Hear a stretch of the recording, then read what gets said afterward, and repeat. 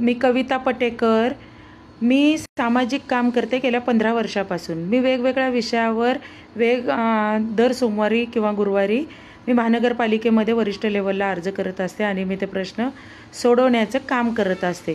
परंतु मी इथं जात असताना सिक्युरिटीने गेल्या 15 वर्षामध्ये माझ्यासोबत खूपच म्हणजे वाईट वागणूक दिलेली आहे. मला प्रत्येक वेळेस माझ्या मागं येणे, त्याच्यानंतर मला उगाचच गेटवर बसवून ठेवणे, मला पोलीस चौकीमध्ये घेऊन जाणे, पोलीस स्टेशनला, शिवाजीनगर पोलीस स्टेशनला घेऊन जाणं.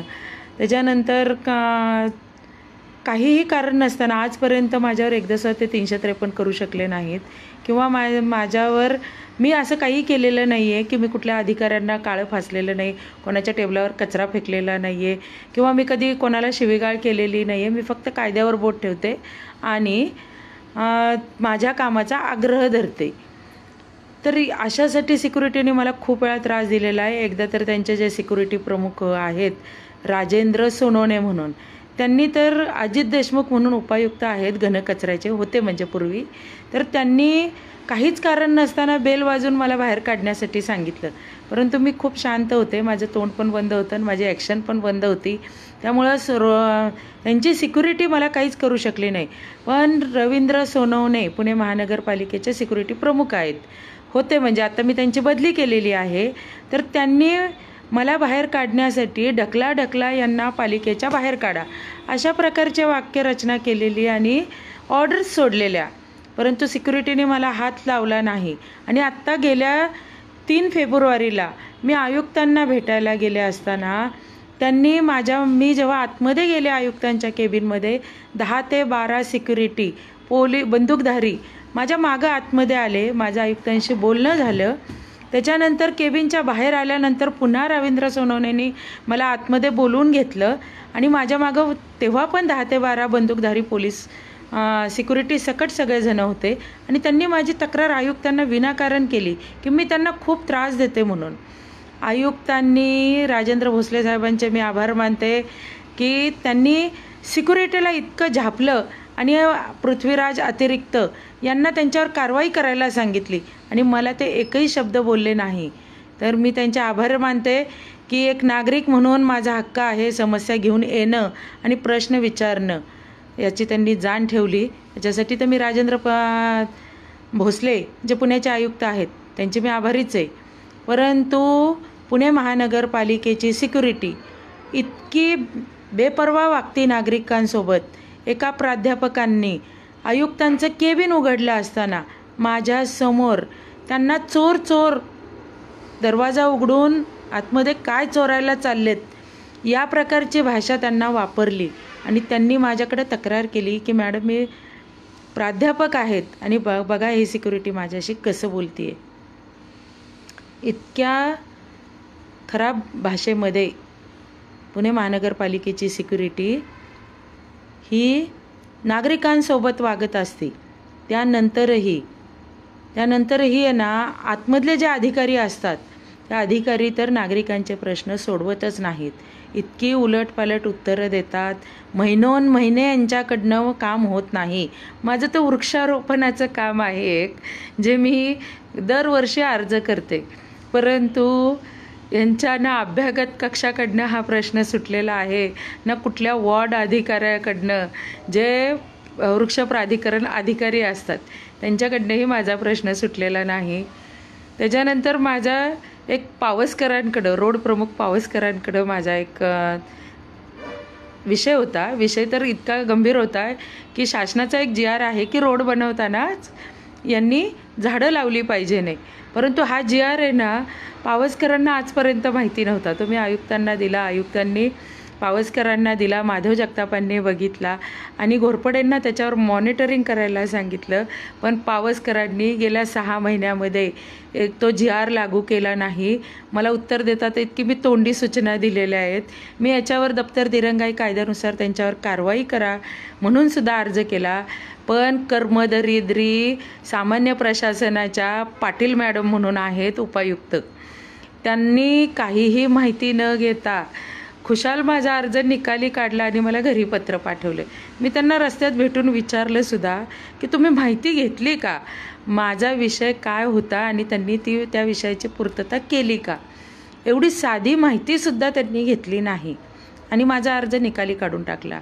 तर मला थोडक्यात तुम्हाला हे सांगायचं आहे की पुणे महानगरपालिकेचे उपायुक्त, अतिरिक्त आयुक्त आणि सध्या तर आयुक्तसुद्धा सगळं ऐकून घेतात, समजून घेतात, परंतु पुण्यामधले अत्यंत जबाबदारीपूर्वक माझं वक्तव्य आहे, पुण्यामधले IAS अधिकारी जे जिल्हाधिकारीसुद्धा आहेत, जे पुण्याचे आयुक्तसुद्धा आहेत आणि पोलीस आयुक्तसुद्धा आहेत, आपण त्यांना एखादा विषय सांगायचा, भेटायचं, त्यांना पूर्ण विषय समजून सांगायचा, अर्ज लिहून द्यायचा, परंतु ह्या IAS अधिकाऱ्यांना यातलं काहीही कळत नाही आणि IAS अधिकारी फक्त फॉरवर्डिंगचं काम करतात.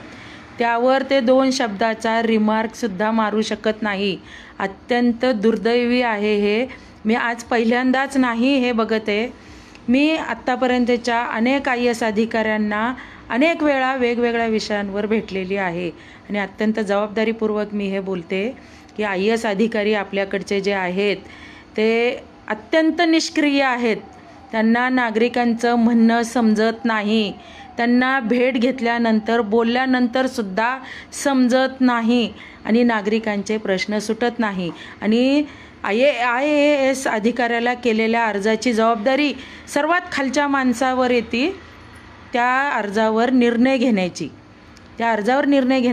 जबाबदारी सर्वात खालच्या माणसाकडे येते.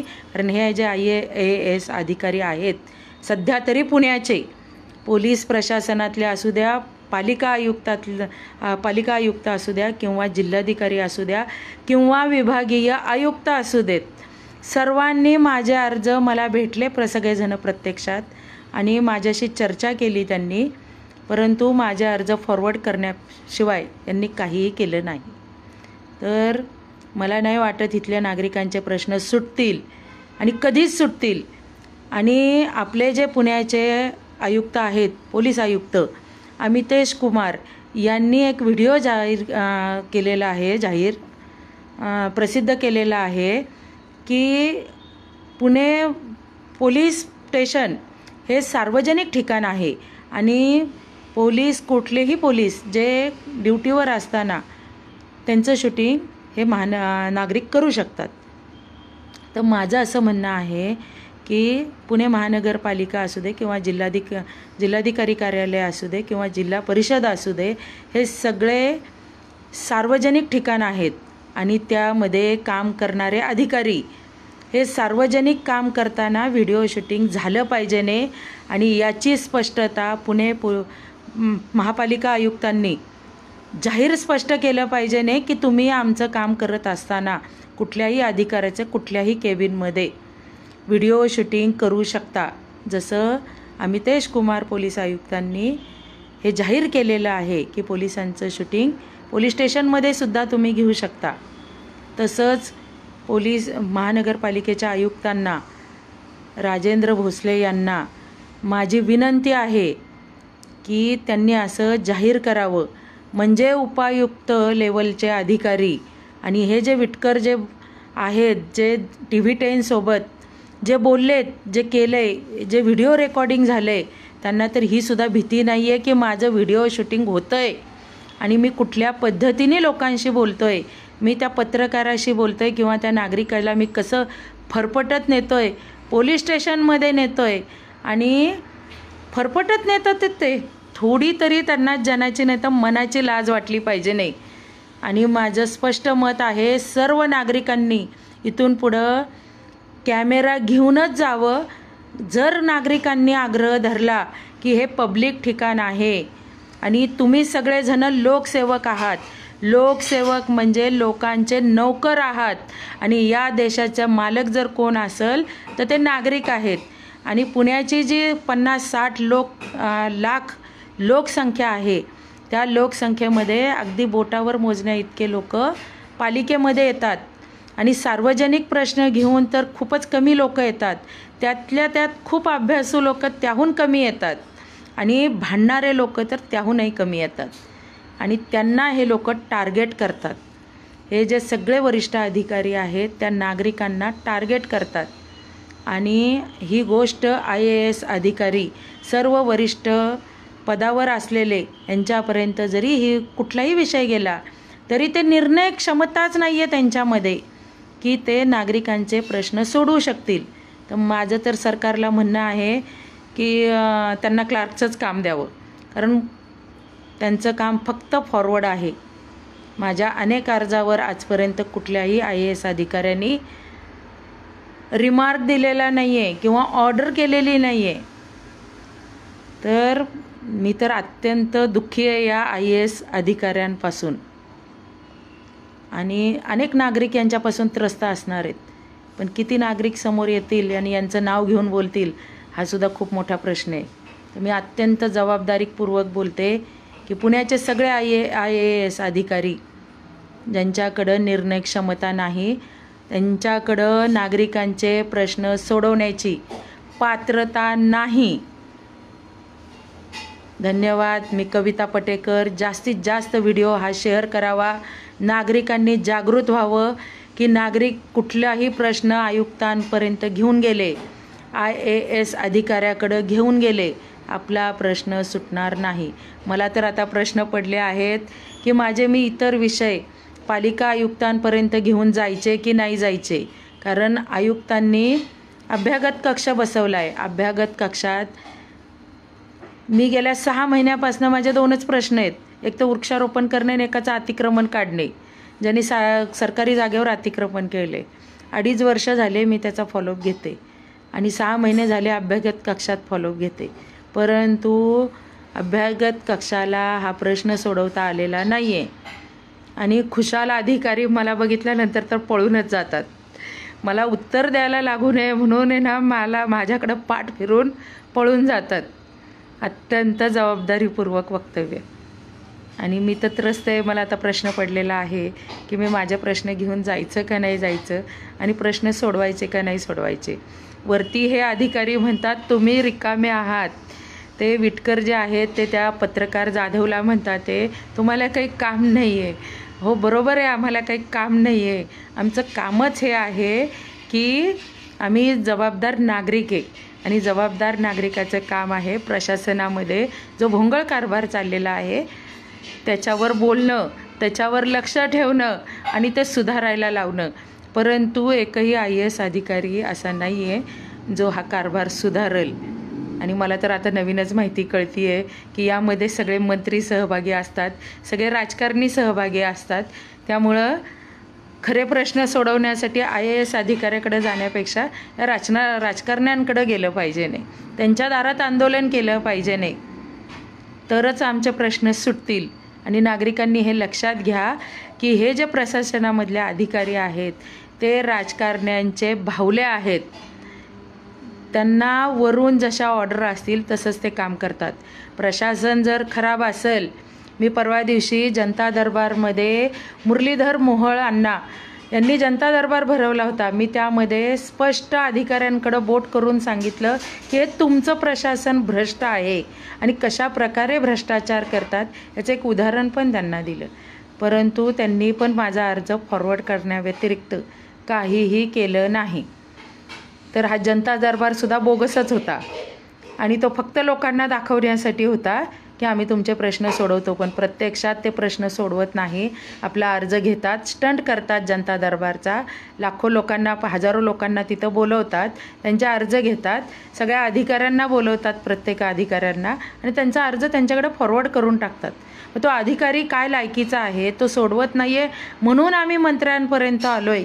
ही साधी गोष्ट आहे ना, ना मंत्र्यांना समजत, ना अधिकाऱ्यांना समजत, ना IAS अधिकाऱ्याला समजत. तर अशा प्रकारे मी तर खूप त्रस्त आहे. 15 वर्षात माझे कुठलेही प्रश्न खरं तर सोडवले गेले नाहीत आणि कोणापुढं डोकं आपटायचं. खुशाल IAS अधिकारी मला म्हणतात UDकडं जा, कोर्टात जा आणि तुम्ही न्याय मिळवा. आता हसाव का रडावं मला तेच कळत नाही. तर खूप अत्यंत वाईट परिस्थिती आहे शहराची, शहरातल्या नागरिकांची. नागरिकांनी हे लक्षात घ्या की जास्तीत जास्त माहिती अधिकार टाका, यांना प्रश्न विचारा. दर सोमवारी 3 ते 5 फायली बघायला जा, यांच्या चोऱ्या पकडा आणि यांना धारेवर धरा. तरच तुम्ही आणि जनता इथली सुखी होईल. नाहीतर ना हे जनता सुखी होणं आणि या शहराचा विकास होणं हे एक स्वप्नच आहे. हे एक स्वप्नच आहे. हे काही होणार नाही आहे. आपण ज्या लोकांना निवडून देतो ते लोक तिथं पुढं जाऊन मनमानी कारभार करतात आणि वाटेल तशी वक्तव्य करतात. यांच्यावर कोणाचंही नियंत्रण नाही आहे. उपायुक्त, अतिरिक्त आयुक्त आणि आयुक्त नागरिकांनी जायचं, प्रश्न सांगायचे, त्यांनी फॉरवर्ड करायचं आणि नागरिकांचे प्रश्न महिनोन-महिने पेंडिंग ठेवायचे. हे असं चाललं आहे. लाखो रुपयाचा पगार घेतात ते. ॲक्च्युली हे 1 रुपयासुद्धा पगाराच्या लायकीचे नाही आहेत. परंतु ह्यांना केवळ नेमणूक केलेले आहे, यांची परमनंट नेमणूक, आणि यामध्ये जनता काहीच करू शकत नाही. म्हणून त्यांना सहन करायचं आहे आणि त्यांना पगारासाठी सगळेजण काम करतात. कोणालाही या देशाविषयी, इथल्या प्रश्नांविषयी गांभीर्य नाही आहे. अत्यंत जबाबदारीपूर्वक वक्तव्य, ज्या अधिकाऱ्याला झोंबल माझं वक्तव्य त्यांनी, मी माझा नंबर सांगते, मला कॉन्टॅक्ट करावं आणि त्याच्या शहानिशा करावी त्याच्याविषयी. माझा नंबर आहे 86 68 53 96 29. परत एकदा सांगते, 86 68 53 96 29. अत्यंत नालायक अधिकारी आहेत हे. परत एकदा थँक्यू.